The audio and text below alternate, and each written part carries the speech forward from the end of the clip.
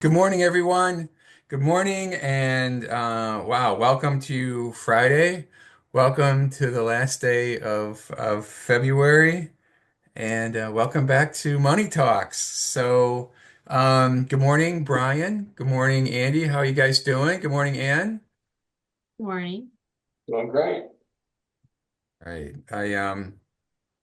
I think that this February, this I may have said this before, but I think this Money Talks. This is going to be a good one for a change. Law of averages, right? I know we've been in a slump, but this is going to be a great one. Counting on you guys today. We were talking budget development, which is like really key work, right? So Brian and Andy are going to be our sort of savvy veteran experts this morning. And Anne, thank you for joining us as well. Um, Especially around some of the state issues. And I get to be your host and moderator. So um, I think with that very brief introduction this morning, um, I think we're ready to dive in, right? So let's uh, let's do a few slides and then we'll talk. I think again, the point of all of this, the recurring theme from Money Talks today is that you're all trying, many of you have the responsibility of doing budget development in your school district, especially now through May or early June, and um, and yet the planning environment that you're operating in couldn't be more unsettled. And I've been watching these for a long time.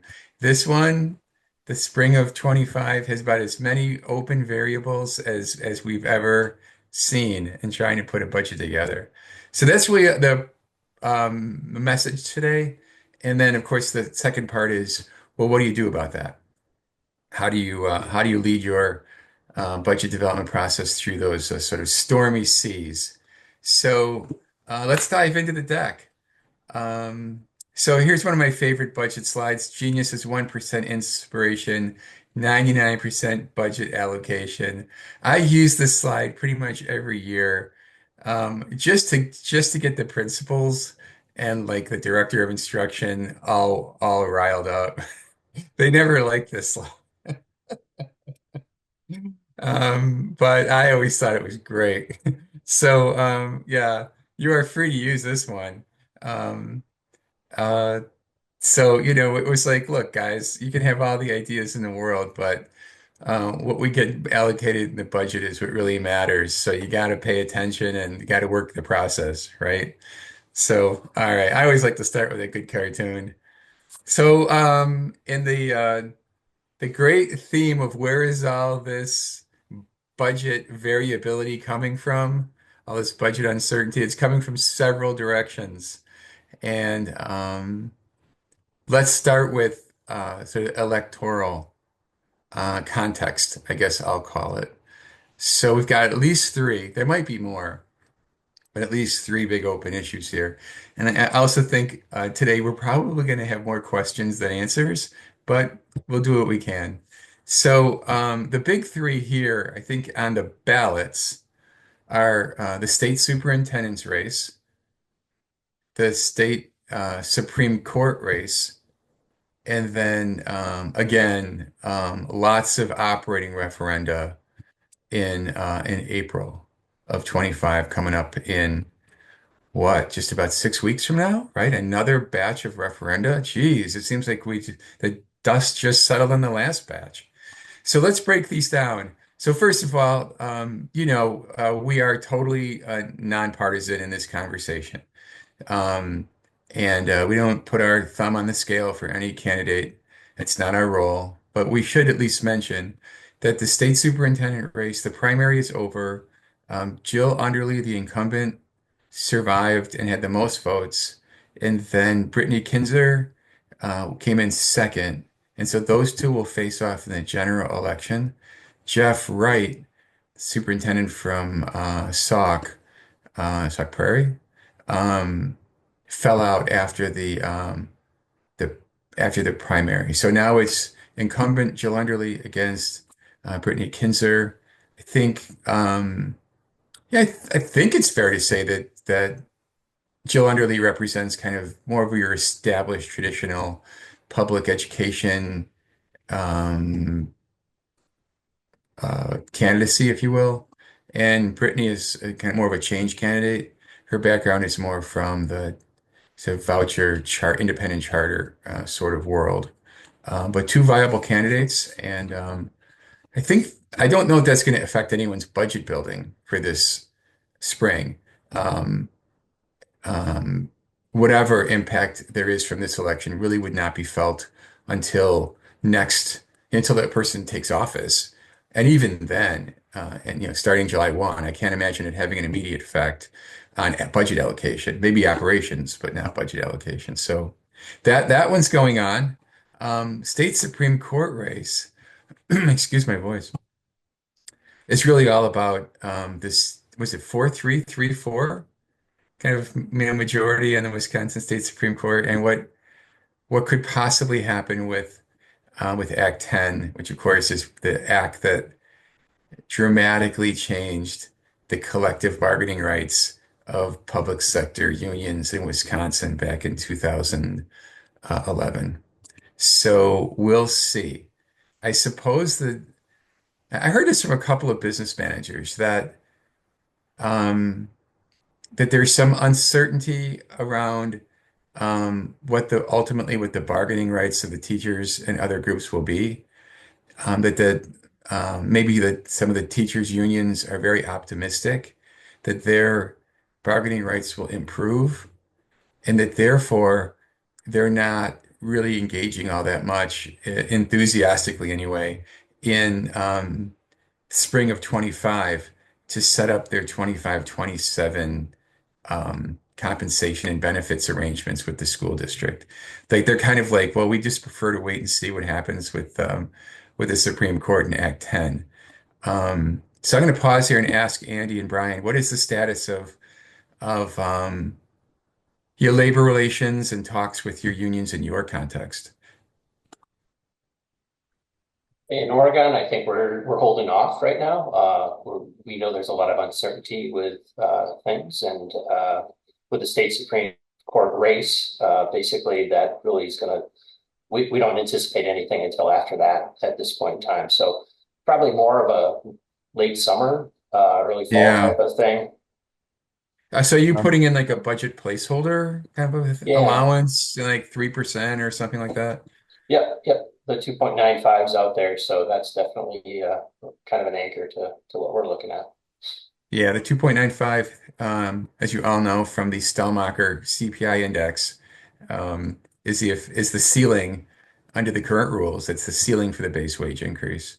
Brian, how about Menasha? Yeah, we're doing the same thing, and we've kind of been doing that, with every budget because we don't know what we're going to get from the budget increase, so we like to wait for that. And I've kind of pondered too, if everything would kind of come back and QEO would come back. First, we'd have to have a lot of education on what QEO is and how to calculate it. But I'm not sure if the calculation would be beneficial right now, especially if districts opted to implement QEO. I think the increase would probably be less than 3% that they'd probably be getting right now. But we don't have a WEAC union. We have is it AFT? So they're a little, it's much different than WEAC. So just say that. Yeah.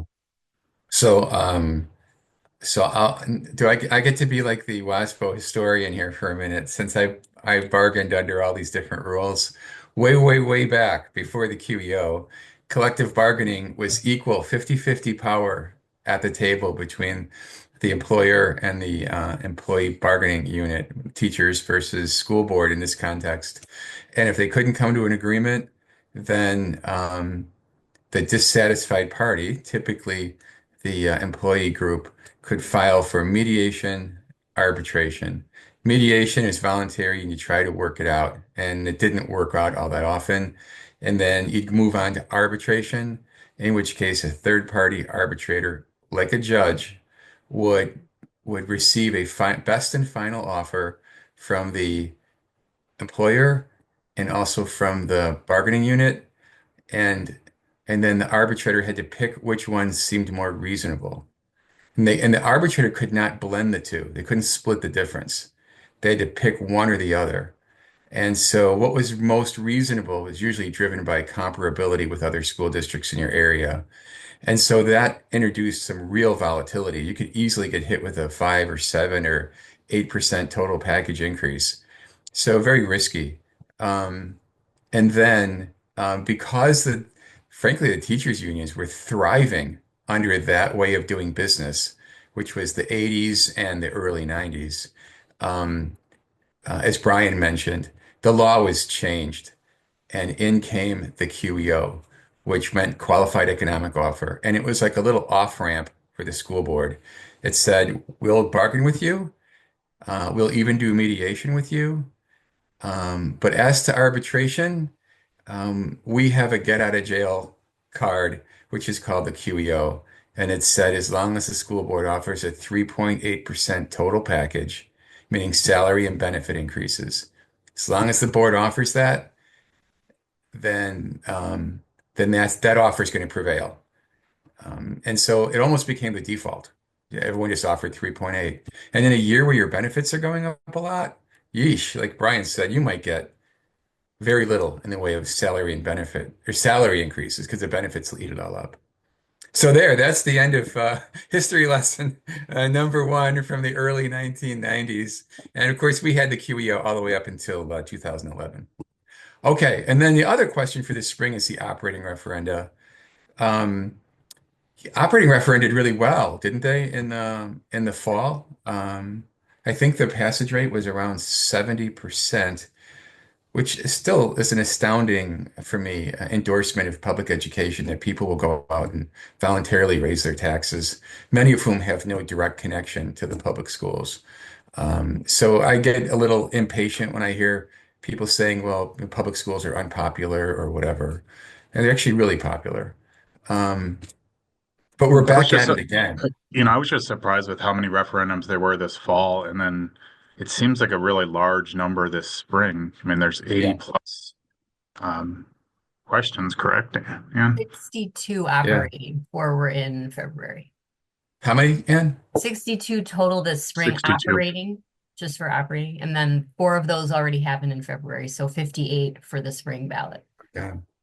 Yeah, geez, if you combine that with the fall numbers, we're getting to the point where half the districts in every 2 year period. So, um, um, which is, for me, that is kind of like the system is blinking red, right? When you've got um, half the districts doing this every 2 years. It wasn't supposed to be like this.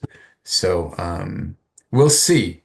What frustrates me is if the passage rate this spring goes from, let's say, 70% in the fall, let's say it drops down to 65% this spring, there's going to be like media stories saying, decrease in support for public schools from some of our, so-called uh, independent research groups. So we'll see. So a lot of electoral uncertainty. Let's move on because we've got lots of these. How about these big court cases? Some of this overlaps, but the big court cases are around the governor's use of the partial veto to create the $325 per student for it's not the 325, it's the 400 year part of the veto. If I remember this right, the governor's team figured out if you somehow compress the numbers 2025 or 2425, it turns into the year 2425. And I think that's how they got the 400-year thing. So of course that bothered the legislators, especially those in the other parties. So they're challenging that. Um, I think I want to just kind of probe here for consensus, Brian and Andy. One of probably the most common version I've heard is you can probably count on your 325, but be careful about assuming anything more. What are you guys doing for your budgets? Yeah. I have the 325 in my budget. I mean, when I talk about it with the board, I'll say that there's a chance, but right now, it's in my model that it'll be there. Yeah. I'm doing, I'm doing the exact same thing. I think it's a fair bet. So yeah, we're planning on that as well. Maybe this is where we should stop and do the Money Talks 2-page, 14 paragraph disclaimer and full waiver of liability for anything that we say here today. Um, but yeah, this is part of the art of budgeting. I think plugging in the 325 makes sense. I also want to thank Andy Sarnow, who raised a point during the week, especially for younger business officials. There's a 325 is sort of the status quo now, we believe, um, assuming it survives this legal challenge. The governor's team proposed slightly different numbers for the upcoming 2-year budget. I think Brian just gave me these numbers, It's three, 334. yeah, Go ahead, Brian. 334, and then 345 in Yeah. the second year. So 2 points. One, th those numbers are not in addition. They are not in addition to the 325. It would swap 325 out and put in 334. And again, that is the governor's proposal. What goes in at the beginning of the process is a proposal. What we have to worry about is what comes out at the end. So, um, maybe 325 is the more reasonable sort of hedge, right? Just in case the 334 and 345 don't come out through the long budget development process with the state. Um, will Act 20 funding ever be resolved? Um, all the districts, I assume, are just funding their Act 20. This is the early literacy, right? Are funding these activities out of general operating funds. There was $50 million originally allocated along with this act that got sort of held hostage again in this sort of endless spitball fighting between the legislature and the governor's office as to who could really direct the funds once they had been allocated. Am I saying that right? So we don't know exactly when that's going to get resolved. That's probably not as big an issue, but it's important to be aware of. A lot of the Act 20 stuff that's been held up reappears in the current 20 and in the new 25-27 budget. So it's still active, it's still alive. We'll see what happens. And then lastly, we just kind of talked about this. Will Act 10 survive legal challenge? That's assuming um, that court case is going to be heard. Um, and depending on who's been benched, on the state Supreme Court, who knows how that could turn out. I do think it's kind of odd. I mean, I'm not an attorney, but that something could be constitutional for a long time and then it's not constitutional, and the Constitution didn't change. So I guess it shows the system isn't perfect, but I would not um, I wouldn't speculate too much on this. I think you've heard Andy and Brian say they're putting in placeholder numbers around 3%. And then I guess we're all going to wait and see what happens. Okay, so those are the big court cases. So how are we doing for uncertainty at this point, right? This one is a little different. This is the kind of the new, excuse my voice, the new sort of legislative context under the big dome in Madison. So we have divided government, right? You got a Democratic governor. Um, yeah, Anne, you might know this. I think Governor Evers has been elected statewide like 5 times between state superintendent of schools and then governor, which I mean, Evers is he's like subtly like had the most statewide electoral success probably since Tommy Thompson. Um, so anyway, you've got this dynamic where the legislature has to negotiate with the governor's office and vice versa, which is, I think, probably a good thing overall. Um, within the state assembly and the state Senate, you've got a different composition of members because the new maps changed things. There's some new faces. There's tighter um, races, um, and the I think that the thinking on this is that it forces our lawmakers to be to take a more balanced view of things because they have more balanced constituencies. And some big names did not reappear. Dewey Strobel was one of the big names in the Senate who is not back now based on the votes in November. So hopefully we've got a more balanced legislative body, both in terms of their party and in terms of their outlook, right? Try to The reduce one, the extremism. Yeah. one thing I just want to say about that, just to counter that, not counter it, but to temper expectations on that a little from the budget perspective, is that the Mm. Joint Finance Committee is still breaking down the same way. And in Wisconsin, Joint Finance Committee really is in charge of running and writing the budget. So it could, the narrower margins in the full bodies could affect things, but Joint Finance won't change. So it's hard to know. And I Yeah. mean, I mean, and I don't want to get political, but the state Senate is on the verge of flipping. Yeah, That has a real pop from all the legislators that I talk to, right. that's a big possibility. And even the assembly, if they lose a couple, it could mean bad things for everyone. Just because there's a minority fraction that could control things, Oh yeah. that are the extremists that we wouldn't, you know, want. So I mean, there's a lot of dynamics here, and I Yeah, think they're going to be yeah. much more careful about who they're ticking off, and because they kind of need to get reelected. Yeah. So good points, Ann and Brian. And then the third one, the federal funding changes, maybe, who knows, with the new administration in Washington. Um, so Brian was suggesting that the little flag graphic there is probably too it doesn't really match what's going on with all this. So if you want to suggest a new icon for us in the chat, we'd be happy to entertain it. We don't really know much about federal funding changes. Obviously, the big buckets of money are your title money on the general fund side of things, and then the 341, 347 IDEA flow through in the preschool entitlement grant and special ed world.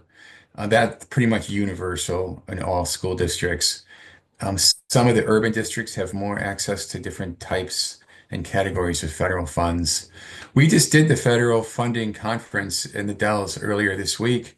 The DPI does have a fantastic federal funds team. Shelley Babler and on the general ed side, and Rachel Zomer on special ed, and they just did a whole 2 days on this. And I think what I heard from that is for 24, 25, you're pretty safe. For 25, 26, because the federal government works a year in advance, the changes should not be super dramatic. But after that, it's who knows, which would be 26, 27. So we will see. But it's a lot of uncertainty the further out you go. Okay. Um, that's our legislative context. And Mike, Um, I was thinking about the federal, everyone thinks about ESEA and special ed funding, but, I was just reading in the ASBO news things, well, there is Medicaid also. Um, so, I mean, oh yeah. there's other pots of money we just need to all be mindful of those pots Think of money. And I'm not saying that I'm not at all saying that they're all going away or anything like that. yeah, We just need to be mindful. right. Take the National School Lunch Program, for example, would be another category. So there's lots of them. And hopefully, we'll get 16 months of warning on all that. Um, Again, the disclaimer. Um, we should have our WASBO attorney pop in and do a 2-minute disclaimer every time I would say something like that. Okay, and then finally we get to the specific issue of the state budget. The SAA, School Administrators Alliance, was asked to put together three budget priorities for 25-27, and we did that.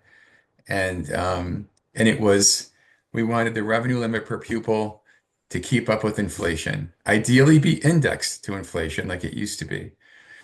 We wanted the special ed categorical aid to be reimbursed at 60% on a sum sufficient basis. Um, and then we wanted a low revenue ceiling to keep pace and not do these what has been done, which is neglect for 10 years and then a big change. So those were our priorities, and then those were communicated to DPI. DPI's budget requests looked similar. I think their request on special ed reimbursement was higher even than ours. But that was DPI's budget request was fed to the governor's office. And then, just earlier this month, the governor's budget proposal was announced. And they put a label on it called Year of the Kid. Um, so um, Robin Yount is probably glad to hear that. Okay. Obscure baseball reference. So I will say that you got to give the governor some credit here for putting a lot of inputs in that are favorable, right, for K-12. Um, but of course, it's what we propose is only, or what he proposes is only one part of it. It's really what happens. It's what comes out, right? It's what we end up with that we have to be mindful of. So, just at your school district level, Brian, Andy, what do you tell your board at this point in the process about state budget issues? I think we're very hopeful that something's going to happen with special education. Um, the case has been made. I think it's a pretty powerful case. But again, trying to be kind of a little conservative on things, we're holding back any huge increases at this point in time, just to make sure that they're going to be real. And obviously holding back spending as well with that. But if that does happen, obviously there's some things that we'd like to do that our kids. Right, right. So we try to break down, like I'll try to break down each of the areas to say like this per pupil aid, if this was to happen, this is how much money we would get. And instead of saying like, if all this happened, we would have $10 million of surplus that, whatever. It's that I made up that number. We wouldn't have $10 million of surplus, but I, and then kind of just talk about, like these could happen, but obviously this is a step in the budget process and, the legislature will create their own budget, and that's what will be voted on, and then the governor gets another kick at it. So I think it's good to kind of balance and just be careful there. I did want to say, Mike, that there was some, I agree that we should give the governor some compliments because there's some words that I haven't seen before in the budget, like some sufficient, that was, kind of riddled throughout a lot of their aid things, and that's a positive step forward. Um, Talking about inflation and tying things to inflation, which is good. And then we were talking about it right before we came on. There was a very weird, economically disadvantaged student kicker in there, and that's probably the first time we've ever saw that. That was under the per pupil aid. And again, I'm not saying any of these things are going to get through. It's just for the fact of the matter that they were even listed on paper and as concepts, I think is a positive step forward. Yeah, that's right. So if you haven't followed that, we're used to the per pupil categorical aid, which it's a categorical, but it sort of functions as a general aid. Is it 784? 42, I think. 742. Okay, and it's been that. So the governor budget includes a continuation of that per pupil categorical aid.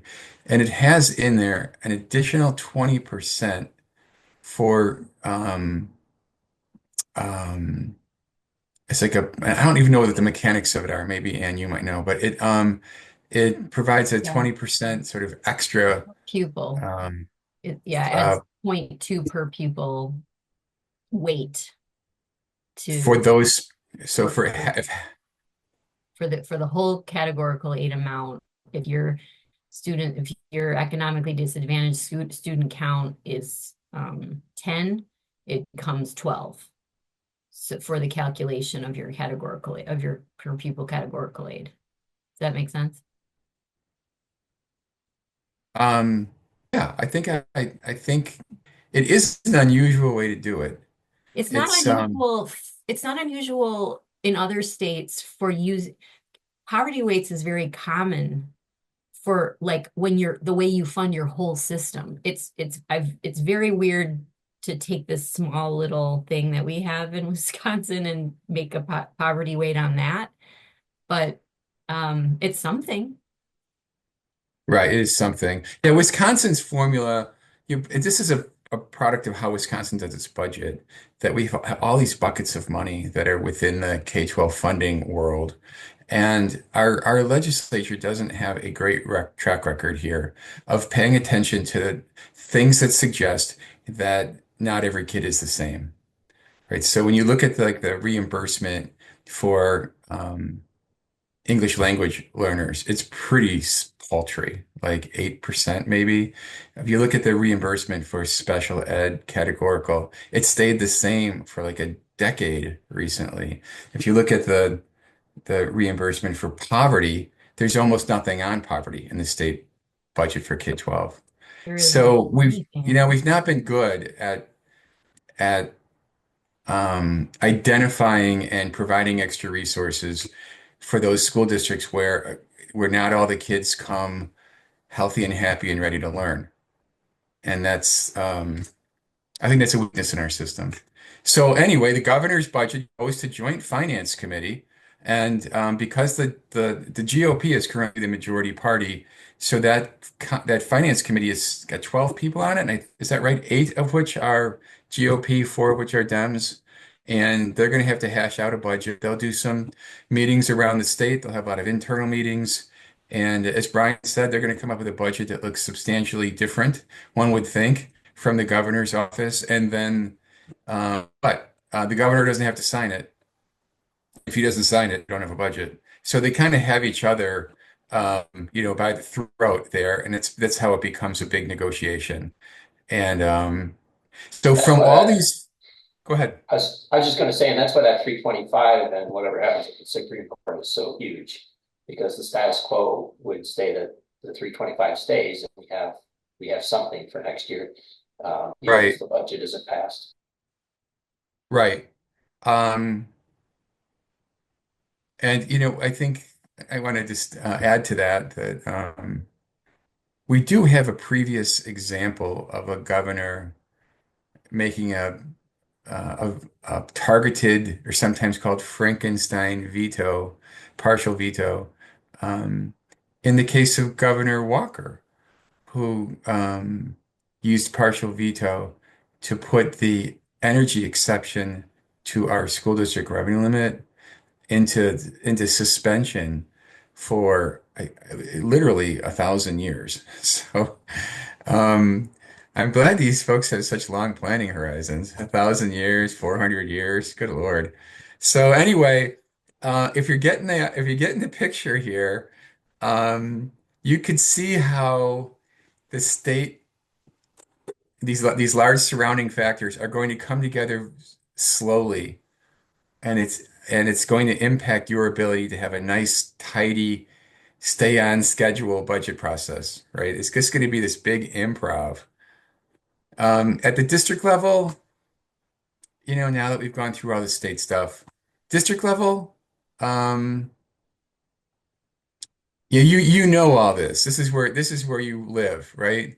We've had a very long-term state priority on reducing taxes, 2011 to the present. And that has largely been accomplished. If you want information on that, or if you think it would help inform your board, um, check out Wisconsin Policy Forum publications in regards to state and local taxes in Wisconsin. They're sort of all-time low relative to income. So that as a state priority has been met. To do that, though, you fall into the next category. School districts have endured a multi-year, basically at this point, 13 years, trying to really stingy revenue growth. And stingy is not a technical term, but I think it captures it, right? It's like enough to keep you going, but not enough for you to thrive. It's like the 800 calorie a day diet, right? Um, and so having been through that and having this go on for so long, the inherent flaws in the revenue limit have been surfaced or exposed.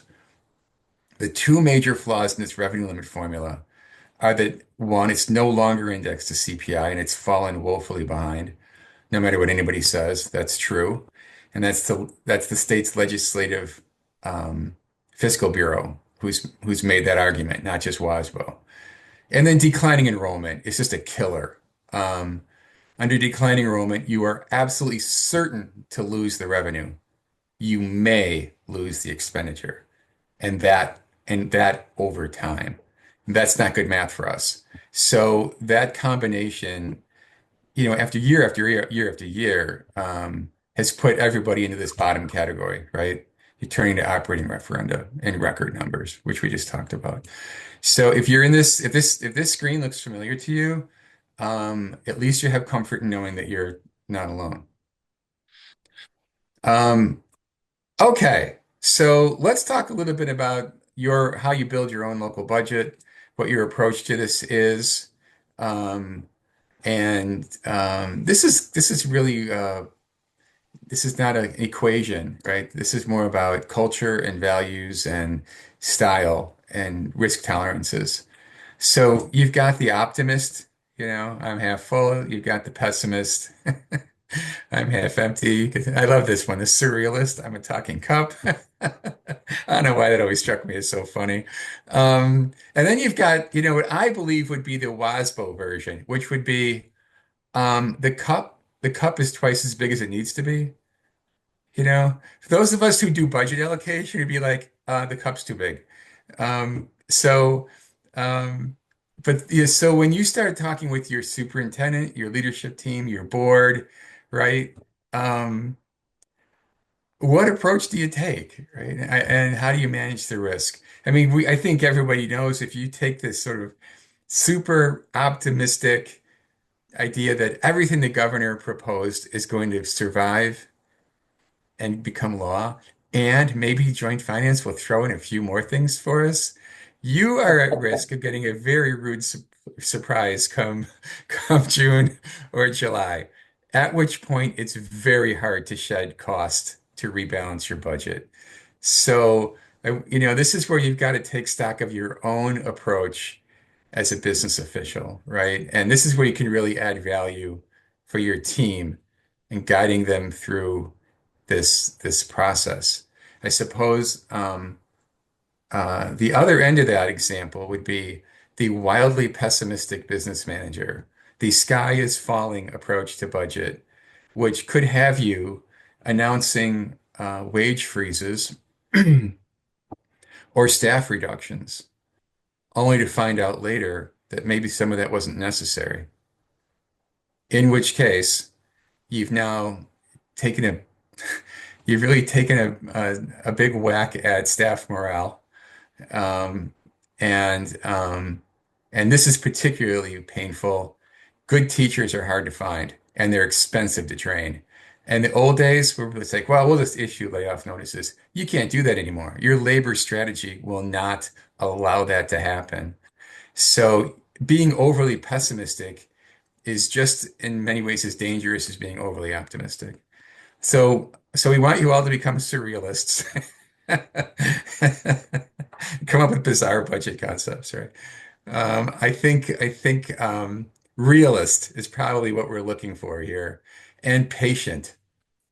So let's look at. I want to revisit this and make sure everybody hears from our savvy veteran budget planners on kind of what you're plugging into your budget development model and you know how you're managing this risk. So I'm going to start with Brian. Can you walk us through these four as to what you're doing with them? And maybe low revenue doesn't apply to you, but what's your approach here? And then Andy. Yeah, so I I am doing the 325, the per pupil change that we've talked about. I'm keeping my categorical aid still at 742 for the per pupil amount.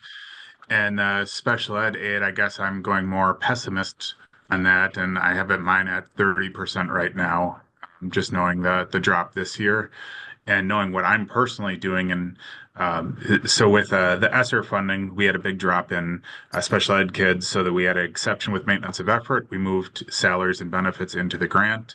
We still have them in our flow through grant this year, and those will be coming off next year.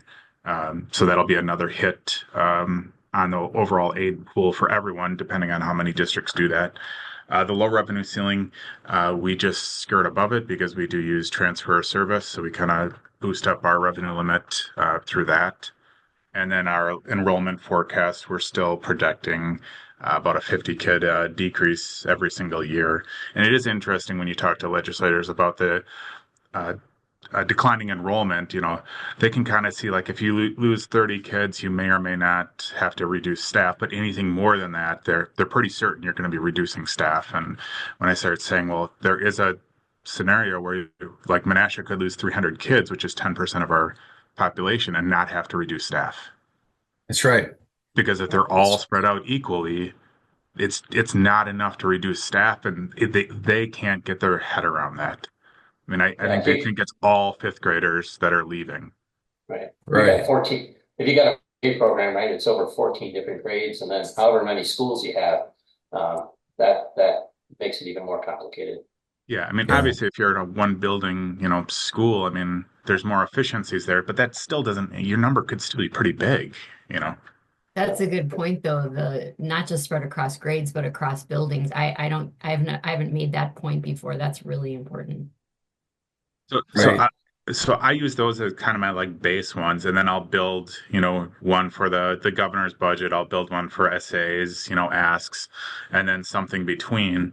We'll talk about it as a admin team, and we'll even talk about it as a board, but there's no, even if I would say the 325 wouldn't go away, we wouldn't be budgeting for that. It would just be an awareness thing. Like we wouldn't say we have to cut, over $1 million because there's no reason to spread hysteria throughout the land. I mean, it's my job to make sure to manage that and kind of figure that out in the background without creating hysteria. I Yeah. can be freaking out and crying myself to sleep every night. Uh, Everyone else shouldn't have to go through that. I think we're all in agreement that hysteria throughout the land is probably not a good thing. No, Um, by the, I'm going to interject here and then I'm going to turn it over to Andy. It seems to me when I talk to lawmakers, they have, and this is, I can't prove this, but they have maybe a little less respect or reverence for the complexity of school finance than they should. And they also tend to like over glamorize like like business sector leaders. Like that's real finance. Um, which annoys me. But in the declining enrollment scenario that you described, I just want to put the term out there. Um, yeah, I think most of us are familiar with the concept of fixed cost and with variable cost. But what you described, Brian, and what all school districts face is technically called a step variable cost. And this is a term you can use with your board. They ought to understand it. Sometimes in accounting, cost accounting textbooks, it's called either a step variable, which I prefer, or it's called a semi-variable cost. And the problem that we face with declining enrollment is, as I said earlier, your revenue loss is is a mathematical certainty. I mean, you might have a year delay, but the revenue loss is real. Expenditure loss is speculative. And in a step variable situation, it means you can go a year or excuse me, you could like lose a kid and have no cost savings, lose another kid, a third, a fourth, and keep going, um, because they're spread out in a certain way. But then maybe at some point, one extra kid leaving will have a big step down in cost. You might lose a whole bus route. So it's this sort of picture a staircase where things remain even and they drop, and they remain even and they drop. What's hard is to predict when that's going to happen. So, Andy, what about you? What kind of position are you taking on these big assumptions, revenue assumptions? Yeah, very similar to Brian. The revenue limit we talked about already, we're using the 325. Special education, I'm extremely more optimistic, so I'm going to 30.5, so up a whole Yeah, half percent, Brian. So I've taken a huge risk there, but I think that's a safe thing. I think there is enough focus on there that something's going to happen with it, and hopefully, even though costs are going up faster than the allocation this last year, and which is the reason why the percentage went down, I'm hoping that we get some attention to that. And if there isn't attention, my losses aren't huge in that side. A low revenue ceiling doesn't impact us, unfortunately or fortunately. right. From an enrollment forecast perspective, we actually had a small bump last year, 30 kids or something. So we are basically just taking, and we always take the grade levels and step them down, right? For kindergarten becomes first grade, that type of thing. And so we just said we're going to focus the same kindergarten as this last year and let that kind of play itself out, see where things are. And I think we're up very, very small amount. We're basically steady for our enrollment. Andy, maybe we could do an extra webinar for Dane County business managers to say low revenue ceiling, what it might be, how the other half lives, and Yeah, we can explain it to all of you. yeah, Um, and then I want to mention here that you're both taking a very sort of status quo budget assumption around special ed, but I don't want that to be mixed together somehow with a sense of defeatism, like it's not going to happen. You have to be able to live in both worlds. You budget based on what you know, but we are still going to lobby and fight like heck to get that number up, right? It's not like you're throwing in the towel. It's not even a prediction. It's just the place you need to be now in budget development, right? Yeah, Mike. It's not. Yeah, Mike, that was Go a, ahead. thing Andy and I were kind of debating on too. And, like we're talking about these things in public. Like we don't want to be negotiating against ourselves. Like if everyone's like, oh, we just put in 30% for special ed. Now the state's like, well, they only need 30%. That's all they're asking for. But that's not what, the point is like know your audience.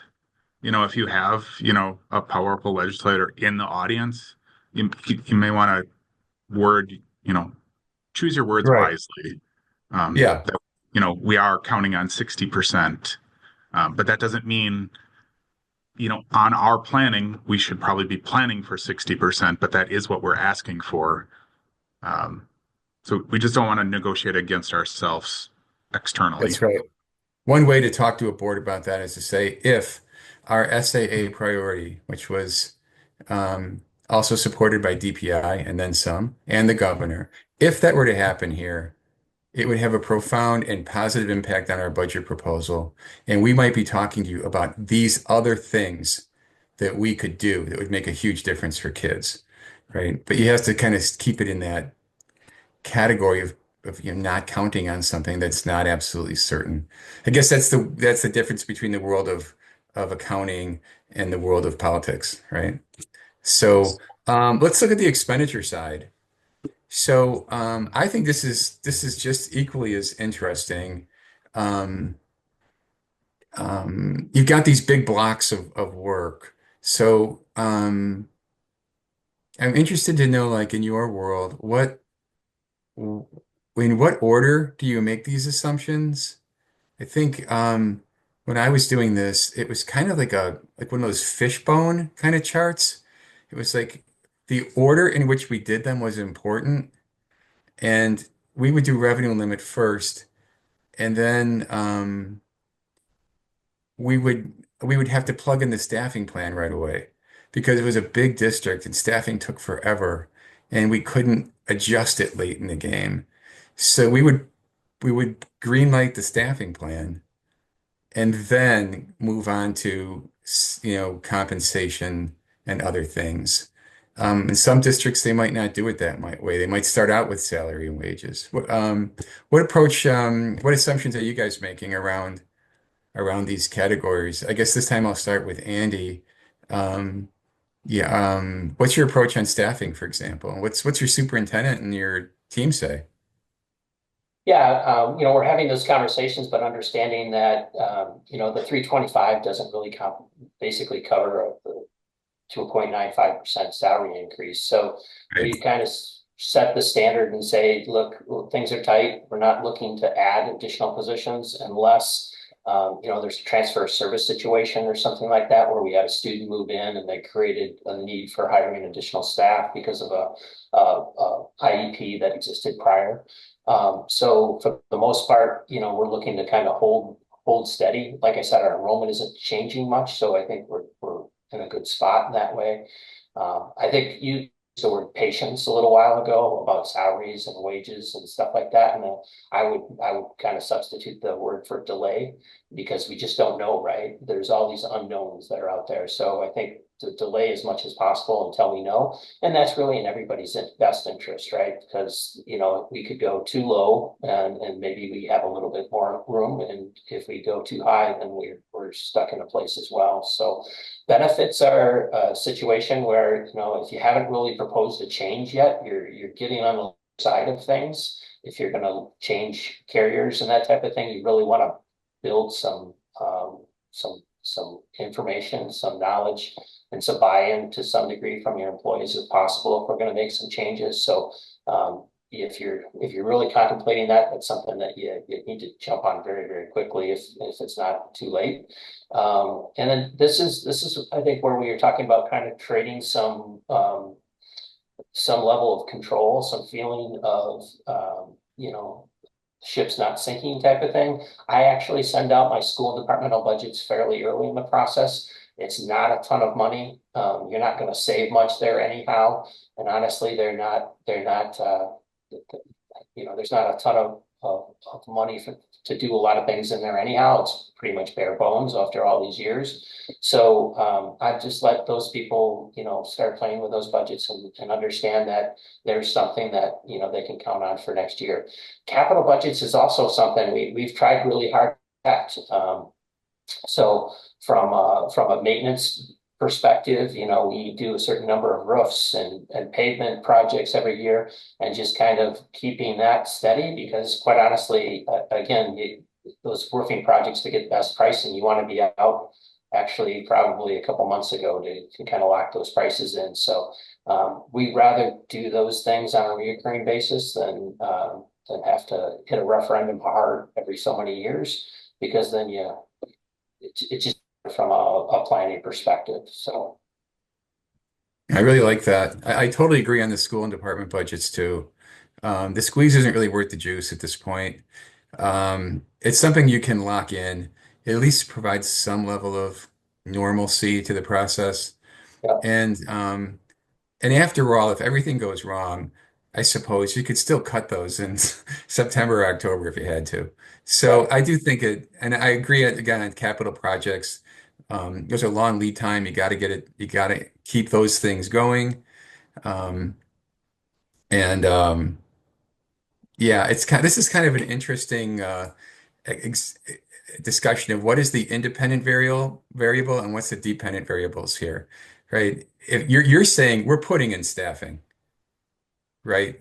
You're Yeah, making that's your independent variable, and everything yeah, else has to respond to that. yeah. And I keep in had some mind, years, you've got attrition um, that happens too. So you have some flexibility in that yeah. if something changes. So I had a year in Madison where the board said, "You're not changing health insurance. Whatever it is, it is. We've cut it too many times." So health insurance became the independent variable. We had to plug it in at like 18%. And then everything else had to respond to that. How about you, Brian? I mean, I think like Andy with the staffing plans, I'm sure everyone does it the same no matter what you have for the budget. I mean, everyone's looking at how we can staff the most efficiently as we can, if we're reducing people, but we also like have to be mindful. Like we have the conversations all the time with our music program.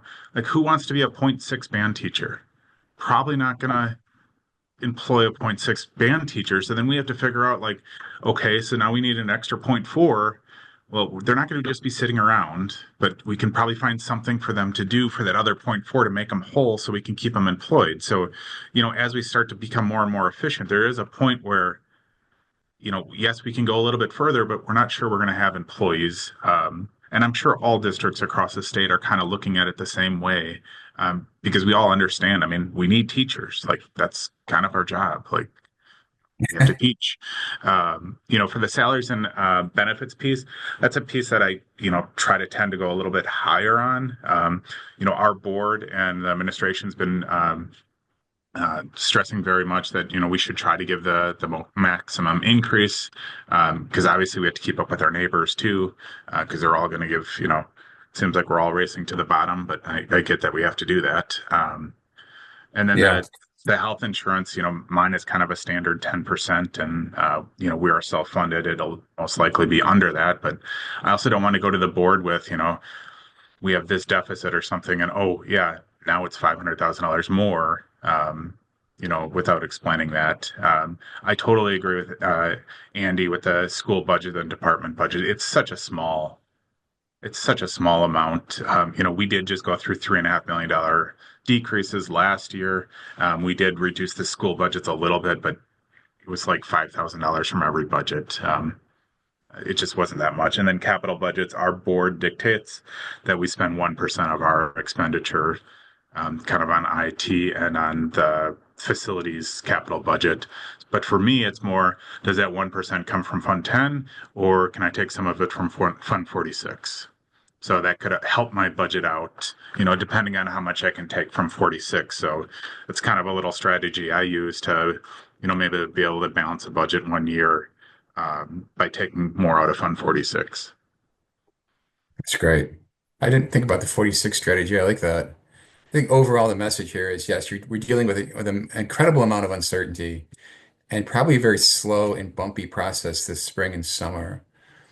But at the local level, part of our job is to, it's like don't needlessly disturb the entire teaching and learning environment in the school district. You don't want the whole staff to in the lunchroom to be talking about cuts and layoffs or transfers or my health insurance is going to get hit. Right. So that's really the art of this work. That's why we are running school districts and not just doing accounting somewhere. So there's a big difference. You are responsible for sort of understanding our risks, processing that, and dealing with it in a very sort of sequential way, and not transfer all that stress onto the staff, right? Leave them out of it as long as much and as often as possible. So I've seen superintendents mistakenly go the other way on this. In the spirit of being super transparent and super open, and we share everything with you because we're like really enlightened modern leaders. They're running around the school district talking about this stuff all week.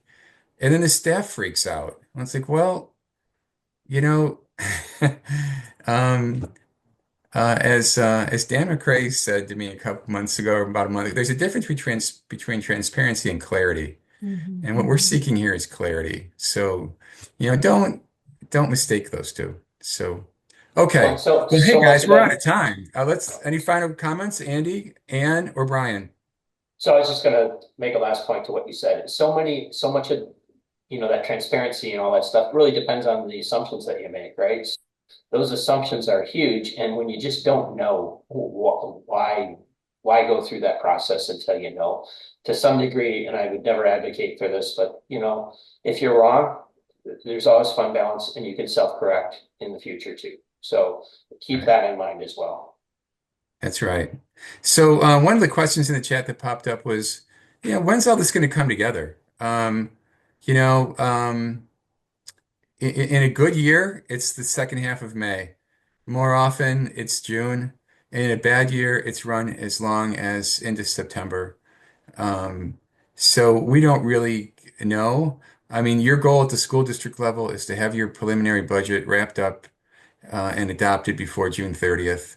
And it may have more assumptions than usual in it, but that doesn't change. And this is something where we're just going to have to watch the wind sock over the Capitol and see how things are going this spring. We just don't know.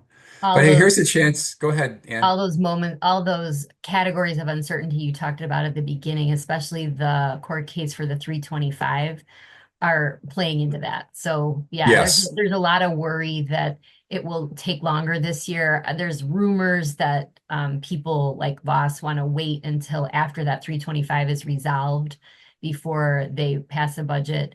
right. Who knows? You know, you're right, Mike. Who knows? But there seems like there's more uncertainty than usual. There certainly is. No pun intended. Um, there's a ton of uncertainty, and we think that translates into longer, slower. We're just going to have to monitor it. Well, here's a chance to find out more about this kind of stuff. We've got three big conferences coming up. The facility conference is coming up next week. Um, and that's followed fairly quickly by the accounting conference, March 18th, 19th. I would pick for this audience, you might want to circle those dates, the accounting conference, because we'll be going over all of this. And then of course the big one, the biggest of them all, the spring conference, May 15, 16. So some great professional development coming up. And then for some fun, we've already sold at least half the tickets for the WASBO Brewer game. I should say WASBO at the Brewers game. Um, that is I think it's called the Johnsonville deck. So you get a chance to mingle and walk around and all that. We're going to have a blast. I think we've got 120 signed up, and I think we've only got room for 200. So really excited about the WASBO night at the Brewer game. Okay. Well, hey, tomorrow is March. That's the good news, right? Well done, guys. I really appreciate all this inside savvy veteran talk on budget development. For everyone listening, have a great weekend, and hopefully we'll see you at a WASBO conference soon. Take care. Bye, everyone.